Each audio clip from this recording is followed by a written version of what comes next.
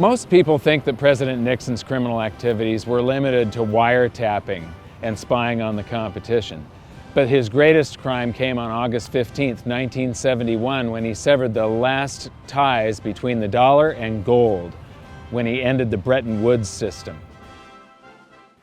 Happy birthday! August 15th of 2021 is the 50th birthday of the current version of the US dollar. And as Jim Rickards reminded us, 50 years is a golden anniversary. So this is the golden anniversary since the abandonment of gold. We abandoned gold 50 years today. So, the dollar for me is sort of a love-hate relationship.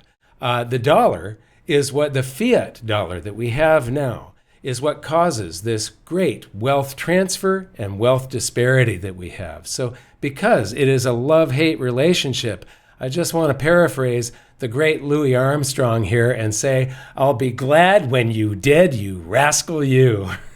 So in this episode, I'm going to take a look at episode 9 of Hidden Secrets of Money, because a lot of that has to do with the birth of the new dollar standard. But there was a lot, you see a lot of these videos of Nixon announcing that we're going off of gold, basically ending the Bretton Woods system. So in this video, we had these wonderful guests. We were able to, just honored by being able to get people like 2-time presidential candidate Steve Forbes, 3-time presidential candidate Congressman Ron Paul, and the amazingly articulate and gracious Rick Rule. If you haven't seen Rick Rule live and you get a chance to do so, make sure you do see him. And, watch some of his videos. He's just absolutely wonderful. And my friend and colleague, the hands down funniest guy in economics ever, Richard Doty, a.k.a. the Magambo Guru. They are all in this episode. And there's these wonderful animations that Lincoln Jude and Aidan Magnus worked so hard for so long to create these demonstrations of what Rick Rule and what Steve Forbes were telling us. They're just history lessons. And this episode focuses on the parallels between ancient Rome, the Roman Empire, and the United States today. And I followed this timeline here that stretches from the beginning of Rome and their currency debasements and the constant war to expand their empire and the deficit spending that they did to fund all of that and the horrible consequences it had on the population. And then there's some of those amazing animations that I was talking about. This is the Temple of Saturn in Rome. It was their treasury. And so here's the gold in the Temple of Saturn. And then it dissolves right into the ruins of the Temple of Saturn. And these are done by, this is Aidan Magnus's animation. But then Dan got this at the perfect shot to just dissolve that right into the U.S. Treasury. It's the same design. And so we're going to take a little bit of a journey here, and we're just going to focus on the areas of where Nixon took us off of the gold standard and the consequences that had, and how politicians keep on making the same mistakes over and over again. So let's take a listen to some of this. For those new to the series, let's revisit the pivotal event that has managed to sneak under the radar of modern historians as nothing more than a side note, even though it will have repercussions for generations to come. It was an unprecedented act of global debasement by a modern wannabe emperor that would make any Roman ruler hang his head in shame. Most people think that President Nixon's criminal activities were limited to wiretapping and spying on the competition. But his greatest crime came on August 15, 1971, when he severed the last ties between the dollar and gold, when he ended the Bretton Woods system. I have directed Secretary Connally to suspend temporarily the convertibility of the dollar into gold or other reserve assets, except in amounts and conditions determined to be in the interest of monetary stability and in the best interest of the United States. The Bretton Woods system tied all of the world's currencies to gold through the US dollar. But instead of running out and hanging the guy when he took the world off of gold, the world just yawned and accepted that we were now on a fiat currency system, that we were now on this infinitely expanding system, that we no longer had money, we had currency. Now, what a lot of people don't realize is that in that same speech, there was a whole bunch of other stuff where, inflation had just actually started back in 1971. This wasn't yet when it was raging.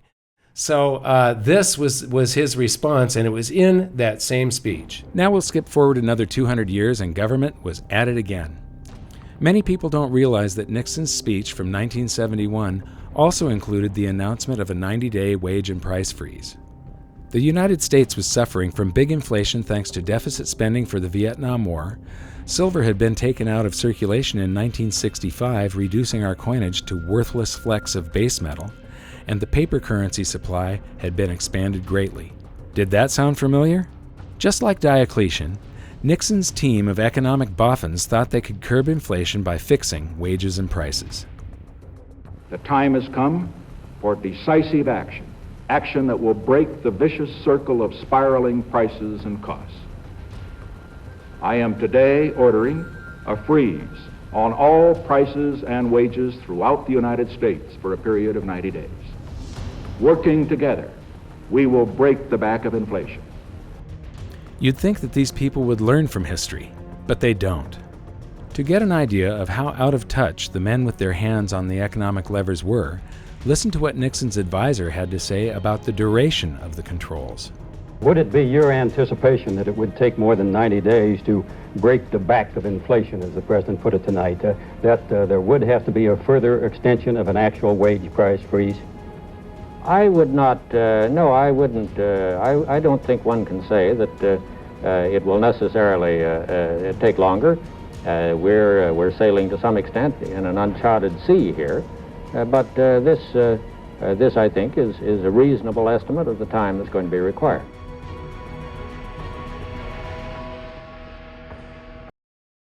Okay, 90 days is 3 months. This is 20 months later. Now, 21 months later, 21 months is about 640 days. They said 90. This is 640 days later. Dan Rather. President Nixon is expected to speak for about 15 minutes on his new economic policies. The president's address tonight comes against a background of the following facts, among others: record high gold prices and rapidly increasing cost of living figures for most Americans. The wholesale price index rose by 2.1% during the month of May.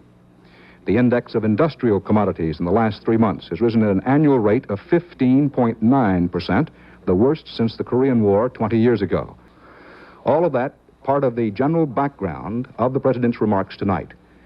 Every American family is confronted with a real and pressing problem of higher prices. And I have decided that the time has come to take strong and effective action to deal with that problem. Effective immediately, therefore, I am ordering a freeze on prices. This freeze will hold prices at levels no higher than those charged during the first 8 days of June. It will cover all prices paid by consumers. What was Albert Einstein saying? What kind of an idiot would do the same thing over and over and expect different results each time?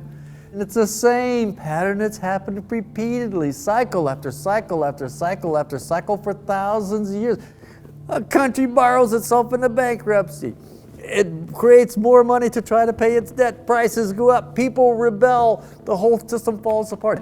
And I'm scared about it. Countries collapse over this. They go to war about this kind of thing. Rebellion in the street, overthrows of government, the whole 9 yards. There is nothing to be gained from inflation and everything to lose, and we're going to lose everything. So, I've got a couple of comments here. When you saw Nixon's lips superimposed on the bust of Diocletian, it's because Diocletian was saying these same things back, during a big inflation in Rome. He was giving the same orders for wage and price freezes. And then my friend Richard Doughty here, he's having some health issues actually. So if you could just wish him well in the comments below this video, that would be awesome because he's having some very serious health issues right now. Anyway, this is just history repeating. And these things don't seem to stop. And Richard is right here. This does lead to war and revolutions and overthrows of governments. And so I'm just going to wrap it up with this. I'm expecting this to happen in the United States sometime. Right now I'm expecting a deflation, but when we get to big inflation or hyperinflation, you can pretty much count on the fact that they're going to make the same stupid mistakes because politicians do not read monetary history. And so once again, I'd just like to say to the US dollar, happy birthday, and I'll be glad when you dead, you rascal you. Thanks for watching.